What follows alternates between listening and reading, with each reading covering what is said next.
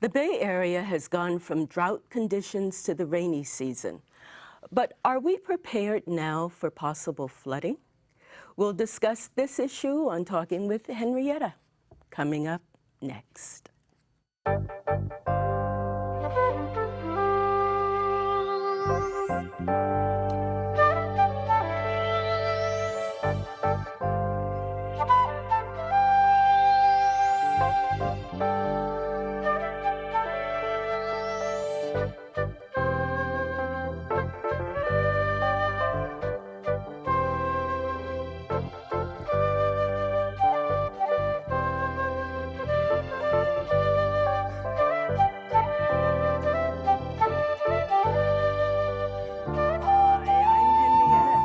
Welcome to the show. From 2012 to 2016, California experienced the worst drought in its history. Last year this time, the state and parts of the Bay Area had exceptionally warm weather with a long dry spell predicted. But things do have a way of changing.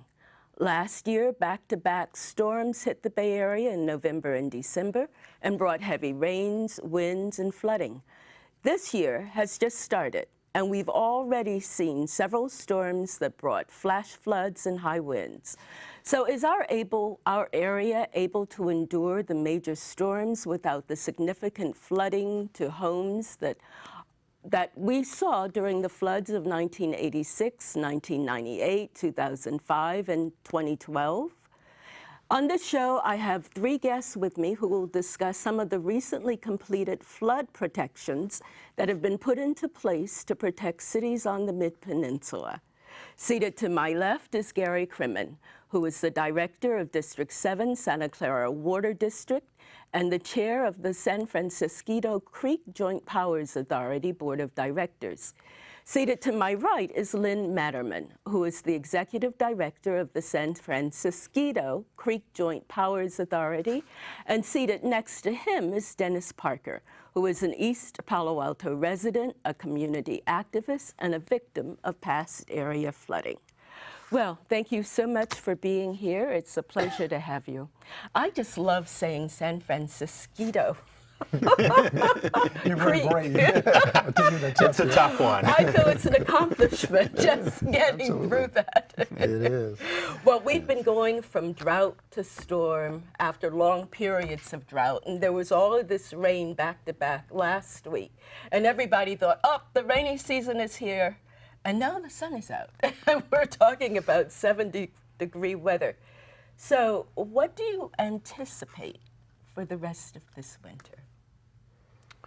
Well, we look to the same sources of information that most people do, which is the National Weather Service. And the National Weather Service told us back in November that December we would have periods of rain, and January, early January, we would have periods of rain. But overall, the prediction is that this is a dry winter moving forward, below average rainfall moving forward. So how do you feel with all of the storm protections that we talked about, that we will be talking about, that have been put in place? Well, it seems we're in better shape than we have since, you know, the, let's say, 1998 floods, or some of the things that happened even in the 50s, for at least part of the San Francisco Creek. Isn't that fun, San Francisco? Well, you talked about, Lynn, a dry season, right? It's dry. From here on forward, that's what they're saying. Yeah. But we also have supposedly the effects of global warming and climate change and sea rise. So is that factoring in? You know, in many cases, that's part of the prediction, but predictions are of this type are unpredictable, and it's very hard to do long-range weather planning within a season. Over a period of years, yes, but this is a tough one.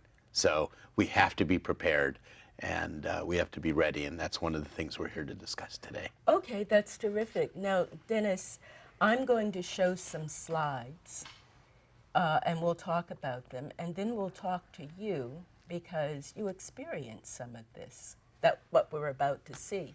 So if we can begin seeing some photos of past floods.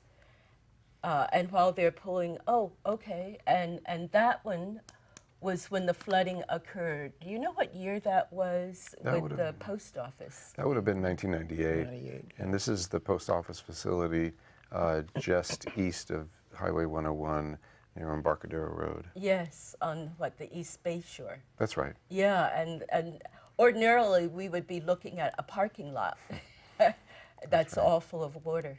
So let's go on to the next photo, and that is of East Bay Shore Road. That's right. This is, the picture was taken standing on East Bay Shore Road, looking downstream towards the bay. On the right is Palo Alto side, on the left is East Palo Alto. And you'll notice a purple-pink arrow that's pointing down, and that's to indicate that there's floodwater behind that wall that's gone into those businesses on the Palo Alto side. At the same time, there was floodwater that went through private properties, homes, on the East Palo Alto side, on the left of the picture. This was the last time this creek had a flood, which was only February of, almost 2 years ago. That was 2 years ago? February of 2017, so just shy of 2 years ago. That was 2 years ago. Yeah, and the picture on the bottom shows after our project has been built, from the bay through Highway 101, and this was during a king tide, not a creek flow, back in December of 2017, later that year. So what's the difference? You said it was during a king tide, not a creek flow. Right, so king tide happens twice a year in December and January. These are extra high tides, and that's why you see all the water in the creek. But it was actually a sunny day, of course, you can tell in the picture. And the main difference in the picture you'll see is that there are these green flood walls on both sides, and that's part of the project that we built. Sure, let's go on to the next photo. Oh, that one, if you could go on to the next one. Well, what we were looking, let's go to what we were, you want to talk about that? Well, I could, yeah, sure. Dennis, You want to talk about that? No, but only because I was not actually here for the flood in 1998. I had not moved to. Okay, so what that was, if you could go back to the first photo, the one that we just now saw, if you could go back to the car in the water.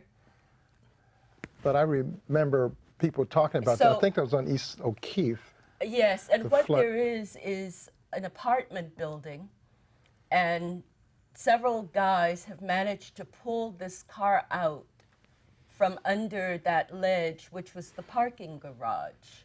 Mm-hmm. And the picture that we saw, there is a rope attached to it, and the picture that we saw were all of his neighbors that he had rounded up to be at the end of the rope doing the pulling. And if we could go to the next slide.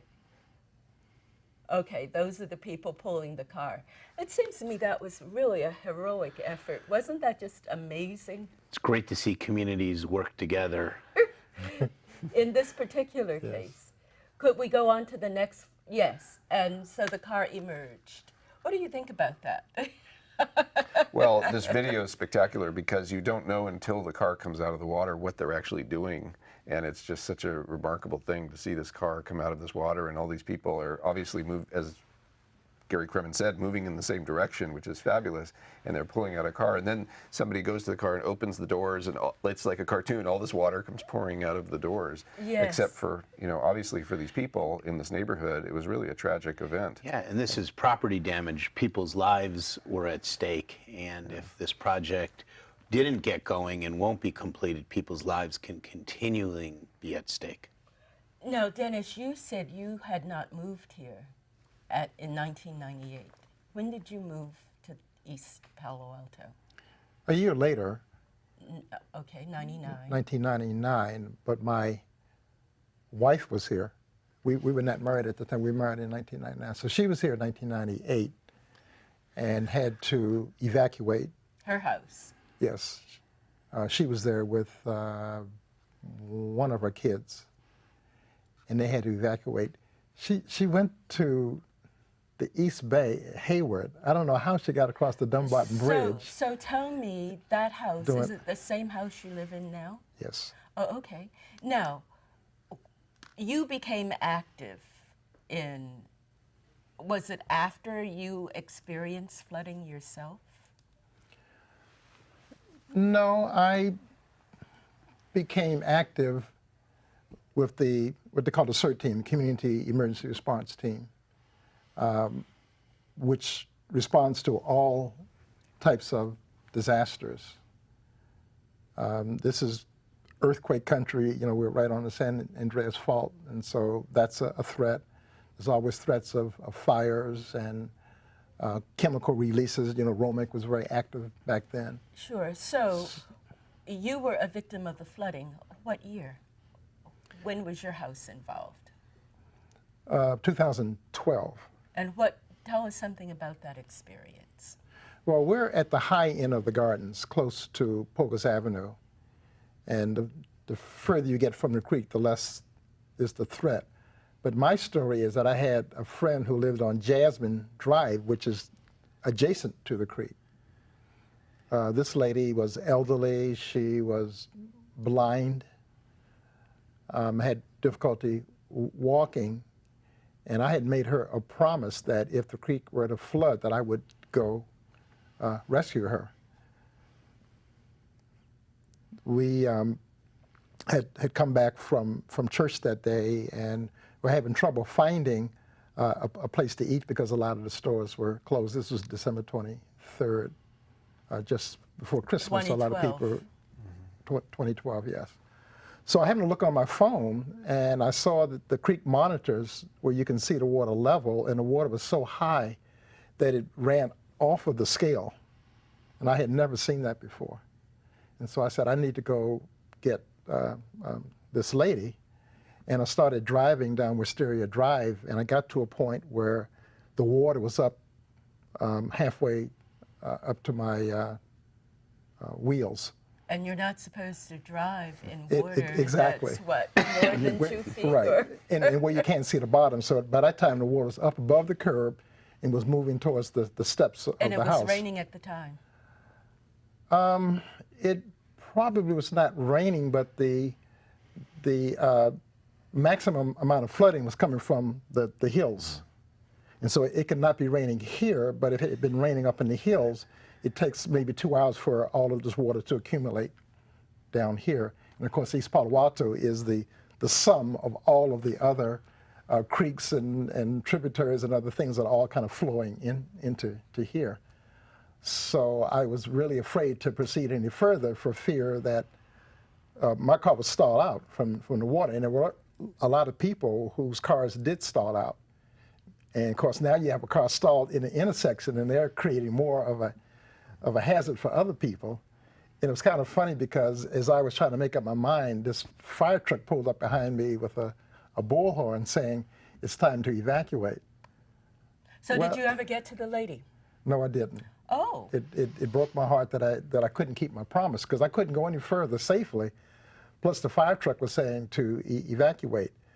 Now, they never should have told me to evacuate because I'm already in water that's too high, but there was a delay in them getting the word out to the neighborhoods. Sure, so you could drive. You could drive your car to evacuate. If I were to go back away from Jasmine, which meant that I would not be able to go any further to rescue this lady. So I just basically backed out of there.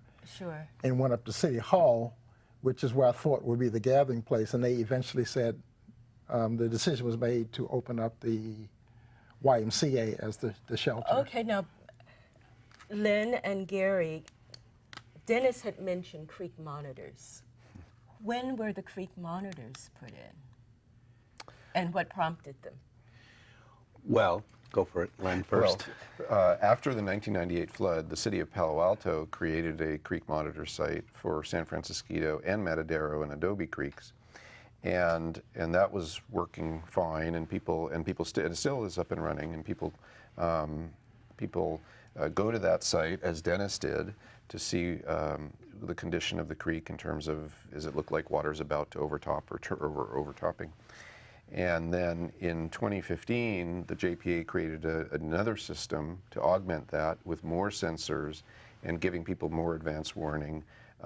We went from about having 45 minutes lead time to having about 2.5 hours lead time, and a much more kind of sophisticated, robust system where we can actually send out alerts via text or email to people to let them know 2.5 hours ahead of time if we think that there's a danger, and at our next level if we think it's actually going to overtop and flood. Now, I've been talking about the Joint Powers Authority. What is it? So the Joint Powers Authority is a governmental body that's composed of the city of East Palo Alto, city of Menlo Park, the city of Palo Alto, the county of San Mateo through the flood control district there, right, in the Santa Clara Valley Water District, who's responsible for flood control on the Santa Clara side, to work together to try to solve this very complicated Flooding puzzle. problem. Yes, which touches many cities, several jurisdictions, unincorporated areas, very urban areas, very complicated. So because of the flooding in the past, which year did all of this come together and a project was decided upon first and then designed?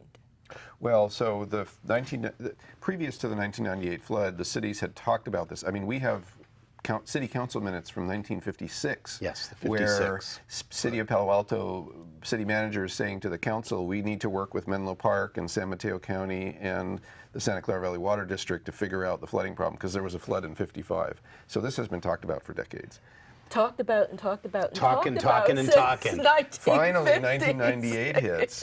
1998 flood hits. 101 closed for 3 days. The displacement of the evacuations, displacement of people, and all the property damage and people's lives that lost. Finally, something was done. Yeah. So the following year, the JPA was created. It took a while for the JPA, for the cities and the two-side county-wide agencies to figure out how to work together. Fortunately, I think we're on a good clip right now. We're actually making a lot of progress. So there was a project, and we can go to another picture if we can. We were trying to get an overview of the whole project itself.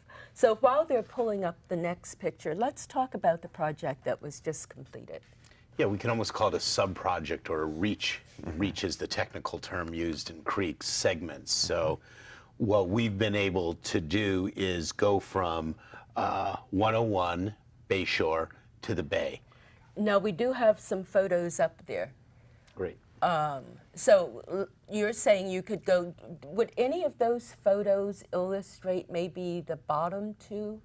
Yes. Yes. Okay, you've been able to go from 101, Highway 101 to the bay. To the bay and widen the channel, higher levees, some natural flood control features, some remediation that we believe that the community of East Palo Alto will be much safer. Additionally, some of the communities above Palo Alto and Menlo Park, there'll be less bottleneck. For example, one thing people might remember is 101 has had construction on it right at this point for 6 months. Another big feature we forgot to mention is no more construction on 101 there. Sure, and we do see construction here, and what was that construction about? So on the bottom right, are you referencing that bottom right picture? Yes. Yeah, so on the bottom right, what we're seeing is related to the construction at Highway 101. This piece of equipment is actually on West Bay Shore Road, and because of that construction, Caltrans had to basically stop all the debris from flowing through under the highway while they were building it. And so they had to dig all the debris, which is what that piece of equipment is doing, and put it on the roadway during the high flow events. And it came close to overtopping at West Bay Shore a few times as a result, mostly of the high flow, but also because of all the debris that was building up behind it. Yeah. Sure. So do we have another photo after that one that's not of the car? Oh, okay, we're back to the beginning again. So it was decided finally that you were going to put in these protections. That's right. So they had to figure out how to pay for it, a big issue. And finally, those issues were resolved, and permits, this is a creek that flows into the bay, so permitting is very complicated. In fact, it turns out that there's some endangered species there. Len can talk a little bit about how that stalled our project. Well, we had in that reach of this project, we had an endangered mouse called the salt marsh harvest mouse. We had an endangered bird that was called clapper rail, and we had endangered fish, steelhead, that go swim upstream. and they each have different either migratory or nesting seasons. And so we have to navigate to put it all in perspective. If you take those 3 endangered species and you look at the various restrictions on the calendar of when you're not supposed to do work, we had 6 weeks out of the whole year in which it was an all clear we could have our access to the entire site. Now, some people some people outside of California would laugh at the fact that these creatures, the mouse, the fish, the bird, would have that much of an influence on people's lives. On people's lives and on the construction of a major project. So how would you explain why there was consideration given? Well, California voters, taxpayers do believe that these are the environment is a priority. So it's a juggling act and a balancing act. It did slow the project down. So Dennis, it's my understanding that you were at some of these meetings talking about the project. Mm-hmm. Were you? Yes. Yes, and why were you there? Was it because of the flooding that happened in 2012, or?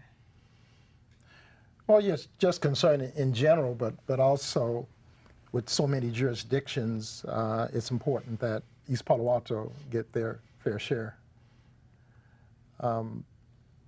Menlo Park and Palo Alto are more affluent, and it would be easy for them to influence the decisions on what to do first. Palo Alto could say, well, we've got these $1 million homes, so you need to protect them before you worry about, these other folks down in East Palo Alto. Even though they're much closer to the bay? Where the flooding might be first to hit? So being closer to the bay means that it's the accumulation of all of the other cities.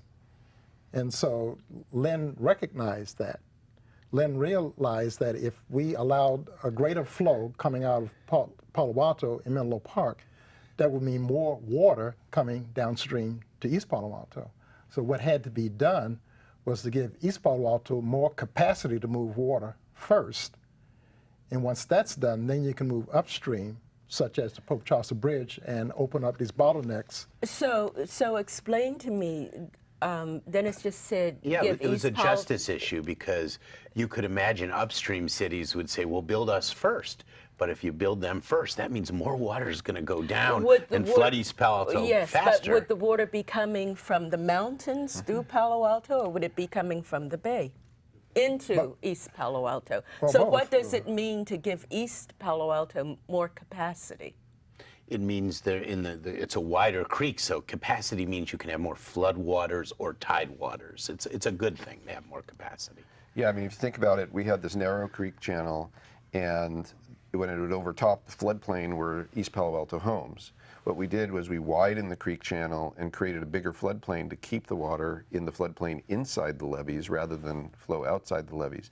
But your question about whether it's from the hills or the bay, it's really both. I mean, the high tides, and we just saw that picture with the king tide, and just last week were king tide, or earlier this week were king tides again, and those tides really affect how the creek performs during rainstorm events.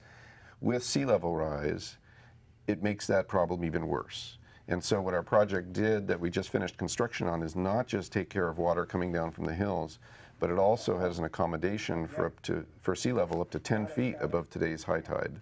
And that was really important to our board of directors, was so that we don't have to go back to this area 20 years from now and rebuild this project for a problem that we could have predicted now. Sure. Now, Dennis talked about how easy it might have been for those in Palo Alto to say, protect us first. Was this an issue between the cities? What levees would have been built first?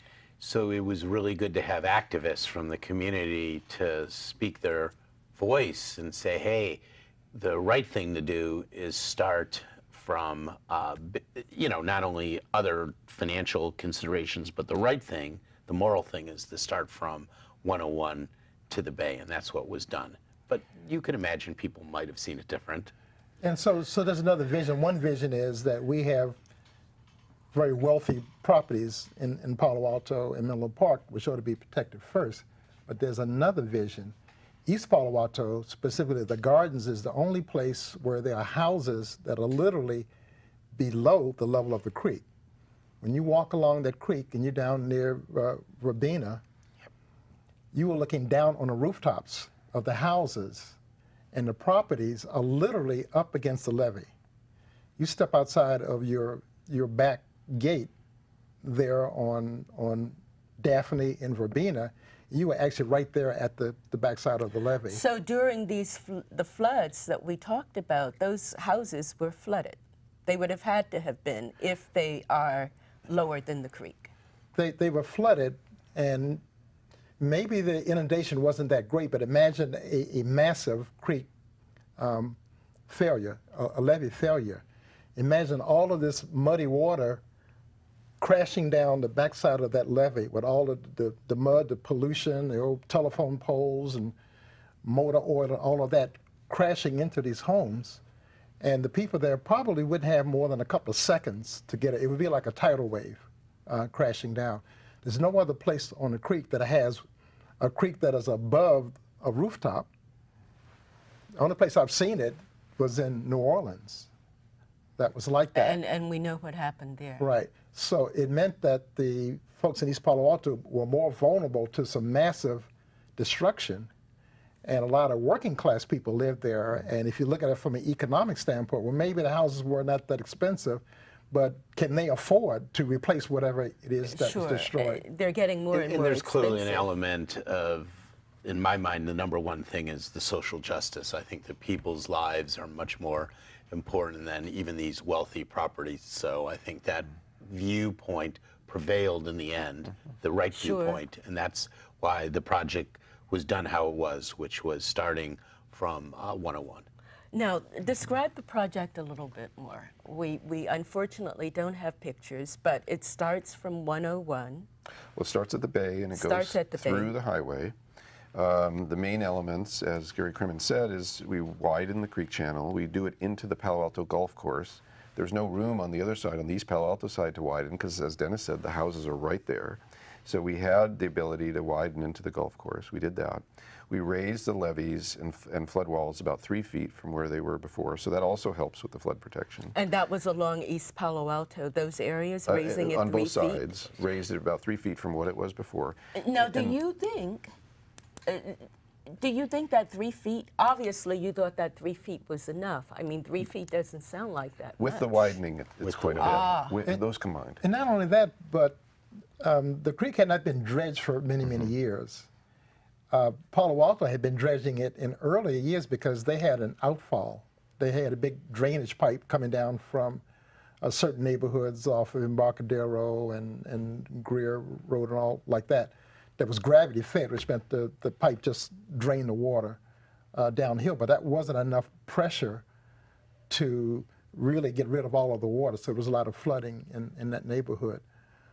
So what they did was at least make sure that part was dredged enough to allow that pipe to release water. Eventually, they built a pump station there that had a very powerful set of diesel engines that was able to pump that out. If I could describe previously, if you're familiar with the term the 100-year flood or 100-year event. Yes, that means but explain it for us. Yes, okay. Go on. So basically what that means is in a creek or an event has a 1% chance of causing flooding in any given year.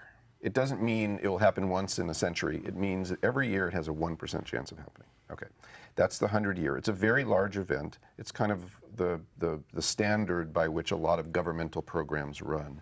Of course, changing with climate change, that what used to be a 100-year might be every 50 years. So That's right. we have to plan for the future. That's right. That's why we, in a sense, we actually overbuilt this project. So we went beyond, including with the sea level rise and the creek flow assumption, we went beyond the 100-year standard.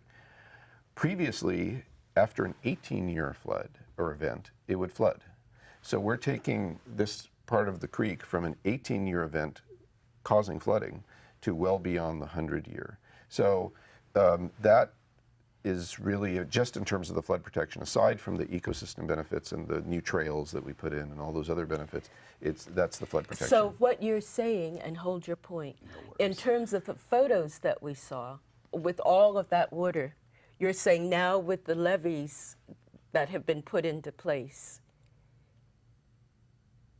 we wouldn't have seen those with all of the flooding, with all of the rains, with all of the storms that we've talked about, past For storms. part of the creek, from 101 downwards. Now you have to remember, the creek goes all the way up through Palo Alto, through Menlo Park, all the way up past Stanford, all the way up into the hills.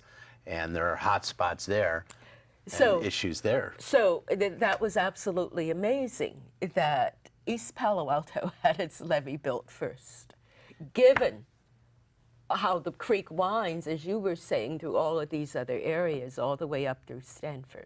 That's right, and I think that was definitely the right decision. Maybe Was not there a everyone lot of saw it. opposition to it? Well, I think a while ago, in 1998, an area upstream at the Pope Chaucer Bridge, it's called, where two streets, Menlo and Palo Alto streets, come together. That was the area that caused the most flooding back in '98. And so a lot of people said, we'll fix that area. But the reality is, for justice reasons and for the hydraulic reasons, you've got to open up the creek closest Well, you to know, the bay. if it were just a matter of justice and you emphasize justice, there would be so many other changes that are made. Well, maybe So it's people wouldn't have built amazing. in a floodplain in the first place. So you know. it's amazing that the Yeah. San Francisco, here we go again. Well, there's many Creek elements Authority, of the listen. justice. You could imagine one city wants to build the wall higher than the other city because they could, and if that one city builds it, it's going to flood on the other side. So one great thing that's happened is the cities have kind of agreed not to go do that kind of thing, that we're all going to work together and it's going to be equal. So It's what is it that prompted all of that? You're all going to work together, and it's all going to the be Joint Powers Authority, why we're here today. It takes a government agency dedicated to making sure everybody works together. We have a board of directors where we have one member from each jurisdiction, the three cities, the Santa Clara Valley Water District, San Mateo County, and they all recognize, to their credit, that they've got to work together if we're going to make any progress. And so for the last 10 years, it took 10 years to get this project done. For the last 10 years, our board has effectively said, we're moving in the same direction. And that's what it takes, the political leadership. So how is it, this all started back in 1955? Yeah. But you said it took 10 years.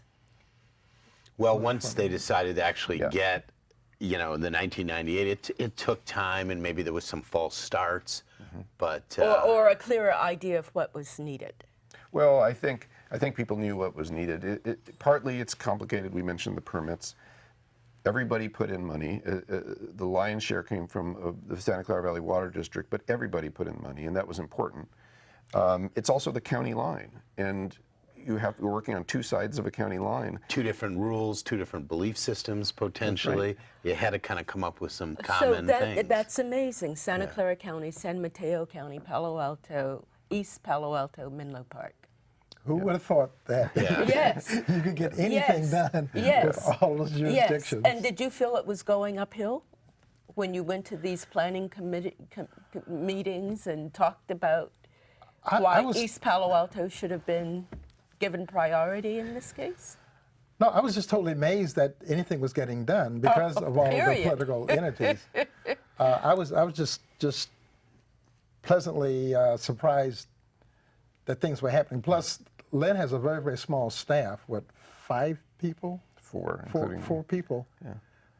Doing all of this work, all the coordination. Of course, they bring in contractors, but the major coordination was among just 4 people. And the good news is the county and the cities and the water district have helped with their staff in many different things. I mean, like the water district, we do flood control on the Santa Clara side throughout the county, and we're used to floods. In fact, we had a big one in 2017 where 14,000 people were evacuated. Oh dear. We did for the President's 14,000 Day flood. 14,000 people in east side of San Jose. Ah. Oh, San Jose. Yeah. Oh, Okay, yes. That's Coyote Creek. Oh, yes. Yeah. Oh, yes. That was- is in our county. So that's part of San the Jose. jurisdiction yes, as well, and yeah. that was very, very difficult for people who said they didn't have any warning or didn't have enough warning. Yes, so a lot of lessons learned that we're actually taking some of the lessons that have been learned in San Francisco. Now you're making me do it. To bringing it to the Rock Springs, and every area has its own unique things when it comes and floods. In that case, there was a dam that overflowed. And So was there unanimity when it came to the design itself? Because I'm sure the joint authorities would have said, well, we think it should be this way, and Palo Alto might have said, no, we want it a little more this way. And there was some stakeholders who maybe, especially concerned with some of the environmental issues, who may have wanted the marsh and some of the natural flood control features different, and some regulatory agencies who saw things differently than us. But we've worked our way through this part of the project, and you have to remember this is just one part of the project. Yeah, so now let's we got to talk get up to about- that yeah, Pope Chaucer Bridge, and then we got to get some of the other Okay, hotspots. so- Searsville Dam, we haven't even talked yes, about so, that yet. so let's talk about that, the second part of the project. Well, we're coming out with an environmental impact report. We're going to put it out to the public for 2 months of comment period, and we'll have public meetings in the 3 cities. And we anticipate those public meetings between mid-March and end of April, sometime in that time frame. And you talked about getting to the Pope Chaucer Bridge, so it would be right. starting from... It would start at where we left off, at West Bay Shore Road, at Highway 101, and it would be, our preferred project is to replace the Pope Chaucer Bridge and do just the widening needed downstream of Pope Chaucer so that nobody gets flooded because there's more water coming under the new Pope Chaucer Bridge. Now, that Pope Chaucer Bridge, is that just south of University along Willow? Well, so Pope Chaucer kind of connects University Avenue and Willow. You could think of it that way. In terms of... Palo Alto and East Palo It's between Alto. University Avenue Bridge and Middlefield Road. It's almost halfway in between. And then Pope Street is on the Menlo Park side going to Willow. And the hole okay. underneath it where the water passes is small. Yeah. Sure, sure. And So that that's floods. next. That's next. How much money did it take for the first part of the project? Well, if you include the creek work plus the utility work, we had to, PG&E moved a gas pipeline and moved a tower, and the highway was redone. All of that together was about $77 million. $77 million. And real the money. second part of the project? 100 and... Well, so the 100 piece includes the upstream and the downstream. The second piece we're estimating right now approximately, and it's early because we just started finishing the EIR, so we don't have the final numbers, but approximately $35 million. And where is all the money coming from? For example, the first project, how was that divvied up in terms of money? Well, I'm happy to say the Water District came up with the lion's share of it, but every city contributed. We just contributed much more than everyone else, but everyone else contributed. To the degree of I think we're 28 million, I forget. To the degree of their capacity to contribute? That's a political question. It really is. Well, I would assume East Palo Alto did not contribute the lion's share. They contributed they a contributed significant for their amount. size and their financial But position. not more than Palo Alto and Menlo Park. Correct. They actually Okay. did. They No, did? For the Did they? downstream. Oh, East for Palo Alto did downstream, more. they did. Yeah. Yeah. And that was social justice. Well, go ahead. No, go It's a ahead. that's a. I mean, it's. That's a political thing. Yeah, yeah. I mean, as we move upstream, It's going to change. it's going to change, right? Okay. At least that's our assumption going forward. East Palo Alto will also contribute upstream because, as you know, not as East Palo much. Alto has people on the west side, but not as much in relation to Palo Alto and Menlo Park as they did on the downstream. We're also looking at some very large grants right now that we're negotiating with. From the federal government, from the county, from the the federal state? government and the state, absolutely. Yes, that's Now, right. given So- the Trump administration's approach when it comes to California, are those federal grants something that would still be forthcoming? Or is there any concern about that? There is significant concern. In fact, one of the Trump proposals to build the wall was to take away all the money that was allocated already to add some other sea level rise protection for the Safer Bay project to take it away. It was part of the proposal, take it away and use it to build the wall. So there's some targeting of our area being done. I don't know what the political reality of that will be, but that was a proposal. And just in a general sense, whenever you have a turnover of an administration, then all of the rules change. Like a lot of our money was being allocated through the Army Corps of Engineers. Well, whenever you get a new director, you get a new president, you get a new appropriations committee, and the rest of it, what you thought was locked in could be changed.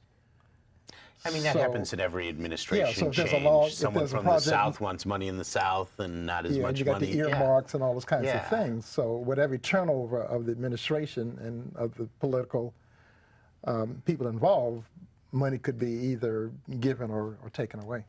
You know, I would say that one of the strengths of having a JPA and getting these sophisticated cities and countywide organizations together is it does help with fundraising. I mean, we have collectively secured state money for the project we just built.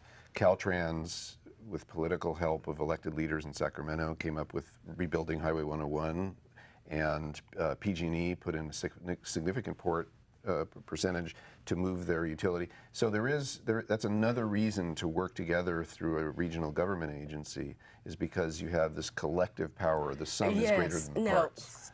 Several times during our discussion you mentioned PG&E. Yes. And PG&E is in some difficulty. They did have a good day today. I don't know if anyone noticed their stock today. It was And up they 75%. They might be declaring bankruptcy, and there are those who are saying, don't let them declare bankruptcy. But if they do, how will that affect, do you know? And I'm not asking you to be soothsayers or fortune tellers. Well, or, if a result of the bankruptcy is a better safety culture, that could be positive. It could be negative. Maybe there'd be less love for a community, and I don't know. It's hard to say. I can't predict the weather any more than I can predict where PG&E or the bankruptcy politics, is going to happen. or the funding. But given what's going on in the federal government, given what's going on in PG&E, the project will go on. Oh, the project is going on. There's no question about that. Success breeds success, and we've been successful the last few years in completing this thing, and we're going to finish it. And there's some tough parts ahead. There's a big decision, Stanford's role in this. A large part of the, some of the issues are around, they have a large dam called Searsville Dam that's partially filled in with slit. That helps out a lot because the water gets behind it. And there were some lawsuits involving that, and we don't know where that's all going to be going legally or where they're at. I mean, Len can probably address more of how that would affect, but we're hoping that could roll well for us and some good things happen, because we do need to attenuate some water upstream. Yes, now there has been talk, and I heard only a tail end of it, that there is a move afoot to just close off all of the dams that have been holding back water and acting as Oh, in the entire state? As reservoirs in let's say California, and yes, that would be the entire state, right? And to let the water flow naturally. Is that of concern in terms of what you're doing? And how it would affect this area? I might be able to answer that question. In terms of any potential flooding. That won't have any effect on the San Francisco Creek. It will not.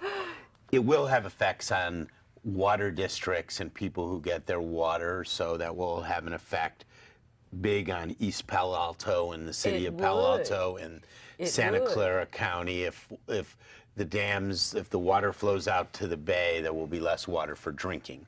But that's not a flood control issue. That might be another show about less water for drinking. Okay. Other issues in terms of what we're talking about that people should know about?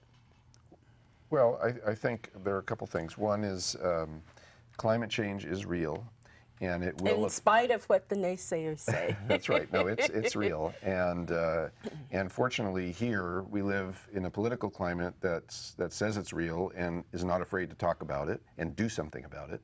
And so what we're trying to do through all phases of the project, the one we completed and the two big ones we have coming up on the creek and the shoreline, is to acknowledge that and address it. And I think that's something that we all have to understand, are the impacts, and get behind the solutions to those impacts and not be afraid of the solutions. So if you could clarify things for our viewers and for me, when you think of sea level rise, I think of more water.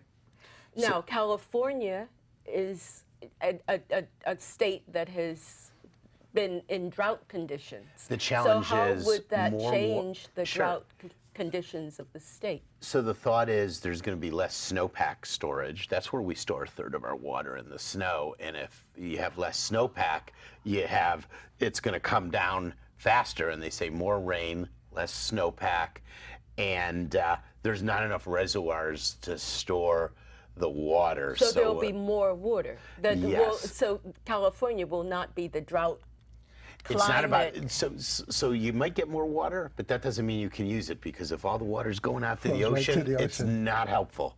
So, But if it is all falling on us, in terms of the ground won't be as dry. yeah, our groundwater situation will be good, but groundwater is only one storage mechanism. We have above ground storage and reservoirs. And Will the days be hotter?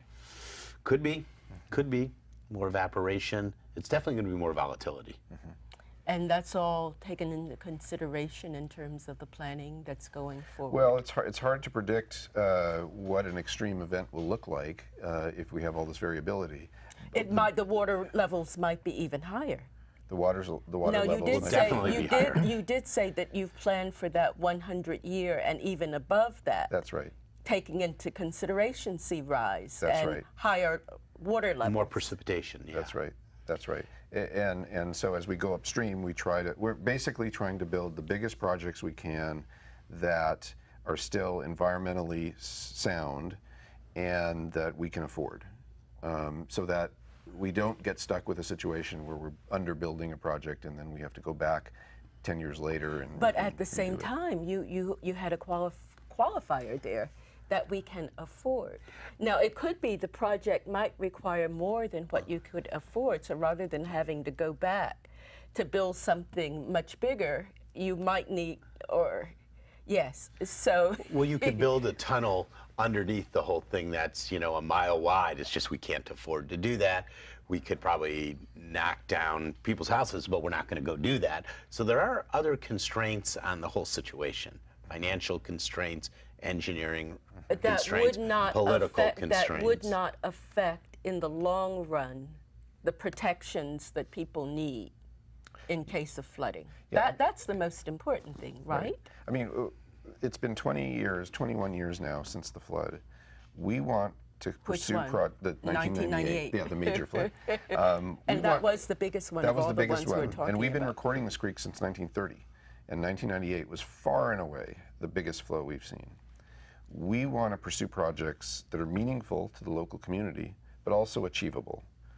And as Director Kremen was saying, we don't want to pursue projects that we can't actually build. And so, fortunately, we built a very large, successful project between the Bay and Highway 101, and we felt that was achievable, and it was, as it turned out. As we go upstream, we're still looking for that achievable, but it has to be meaningful. And so our next project is designed to accommodate the flood that we saw in 1998, which is the biggest that we can do. And then, as was also mentioned, we want to look upstream to capture more water And it also upstream. has to be palatable, because there are some things we could do, like big flood walls, that some people are for and some people are against. Now, Lynn just said the 1998 flood was the largest one we've had and the one that now is being accommodated. But just because that was the largest one we've had doesn't mean it will be the largest one that will come. That's right. That's right. So it is possible that if you're building for that, you might not be building enough. We're building above the 1998 flood.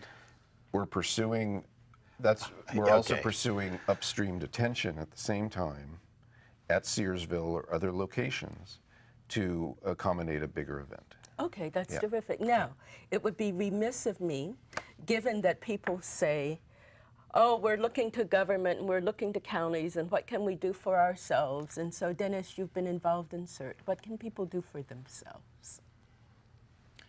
Stay informed, make a plan, Emergency plan. yes, which might be as simple as figuring out where you're going to go if you have to evacuate. You know, pick a place, let all of the family know where the rendezvous point is. So if you get separated during evacuation, say all of us are going to meet at IKEA, or someplace maybe further out and further up, but someplace where everybody will gather. And it could also mean taking care of home, knowing where the escape routes are. I've got a back door in my house that needs a key to open it. It's got a deadbolt. In order to open it from the inside, it takes a key. There is no key that's always in the door, so I've got a problem in making sure that I have a key nearby somewhere so I can get the door open. Otherwise, it wouldn't be useful in a fire. You know, what if I can't find that key? So simple things like that, smoke alarms, fire extinguishers, knowing how Now, to a use them. question for you. Suppose you needed to open that door from the outside for some reason, that you can't go around the front. Does it have access from the outside? Well, it would depend upon who is trying to open the door. Would it be somebody that already has a You. key? Well, That normally key when I'm outside, I have a key with me, so that's what I was saying. So that's Okay. not a problem. The fire department has a universal key. But you have It's called a sledgehammer. those are things you have to think through. And you may remember, do you remember the Fordham Street fire back in 98 Oh, yes. or so? Oh, yes. The where little there were kids all pressed of up against the yes, because they couldn't get out the because the bars. fire The bars, grates, yeah. the grates didn't open. Yes, so those are the kinds of things that have to be thought about. You know, if you have security bars on your windows, can you? No, it open was those? interesting when you had talked about evacuating, that you had to back down the street in the 2012 flood and evacuate. And I was thinking, well, people should know where the evacuation centers are Yes, they should. in their community. And so I was thinking, when you said where you're going to evacuate, are you going to meet at IKEA? And I was thinking, when you evacuate, in terms of long-term planning, you need to think about a place where you can stay for several days. And IKEA certainly wouldn't be one. It would be a great meeting place. But what kind of advice for people to evacuate, to think of maybe having enough Well, they cash might want to on have, them? yeah, a cash. I have a bug-out bag, which, you know, might Yeah. have, And, you know, and let's talk a little about bit. cash for a minute. Sometimes Red Cross. The if ATMs won't work. there's a disaster, the power may be out. And the only way you can make change is to open a cash register, which won't work if there's no power.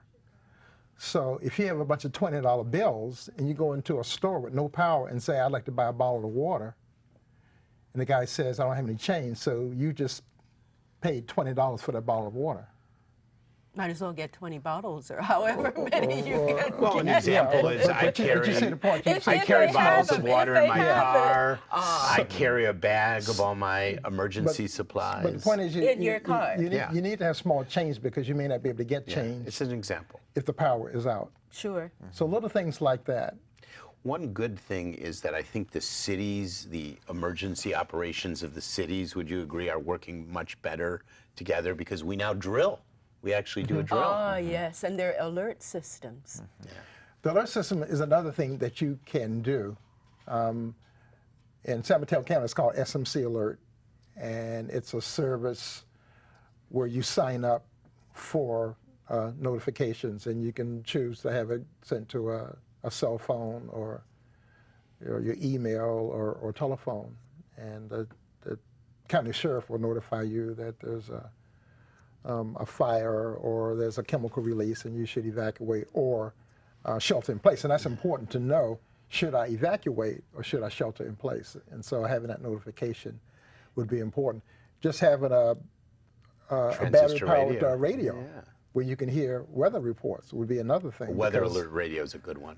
Yes.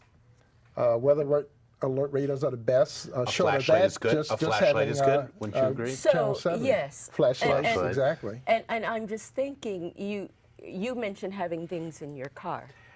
I do, because, you know, if you think of the likely scenarios, independent of the creek flooding, you know, is the earthquake in California, and there's a good chance that you might be stuck in your car or not at home. You know, if you think of where you are during the day, what's the probability you'll be in home? Well, you're there during home hours, but it is good to keep in bags. So I keep a fully contained emergency. Food, water, Food, flashlight. water, and my ham I'm- radio equipment. I'm thinking with My so satellite many phone. people in our area commuting long distances, where they may not be able They to should get absolutely back have something home. in their trunk. Absolutely. And something at work. If you think about it, you're at work 8 hours a day. Yeah. So what if there's an earthquake and you are stuck at work? Yeah. And that emergency plan is so important if you have children who are in school and you're miles and miles away and can't get to them. You know, that's good is most schools ask for you to give, I just did it for my kids. Emergency Well, they do that too. Of course, the network might not be working, but they actually like you to, for each kid, they have an emergency like kit. Ah, Yeah. Might have their medicines in it. It might that have, they leave at school. yes, might have your phone numbers in it, because their So- computer so system might be down. The CERT program has a companion piece that's called Get Ready. And what we do is to teach the community these kinds of things. You know, what things to store, make the plan, and everything related to it. Because it used to be that the fire department would say, if there is a major disaster, they can't get to you for 72 hours. The typical Yes, and that's why I was thinking in homeowner, because terms they're going of to the an hospitals and- evacuation plan. That should be taken into consideration. that would be part of the preparedness evacuation plan. But even if you had to stay where you are, if you had to shelter in place, you know, what things do you need? Because normally you think you dial 911 and a fire truck will pull up in your driveway in 4 minutes. If there's a major disaster and everybody's dialing 911 at the same time, all 30,000 of us are dialing 911 because we felt the ground shaking or we just wanted to know. Yes, or in They'll get a busy signal. Sure. Not only that, but the cell phone companies say that they will not guarantee any more than about 50% of people being supported at any given time during a disaster. I hate to cut you off there. It's a very important point. You've given a lot of information. You've given a lot of information, and you've given a lot of information, Gary. And we will watch for the second stage of the project to see how that goes, and watch for the politics of it all. In Come terms to our of meetings. PG&E and the Trump administration in terms of the funding. Sign up for emergency alerts. Yes, and with the individual information that we've been given, what we can do individually, it would make sense for us to begin to prepare if we haven't started already. So I'd like to thank the three of you Thank for you. sharing all Thank of you the for inviting information. us. And of course, I'd like to thank our viewers for watching. Where would we be without you?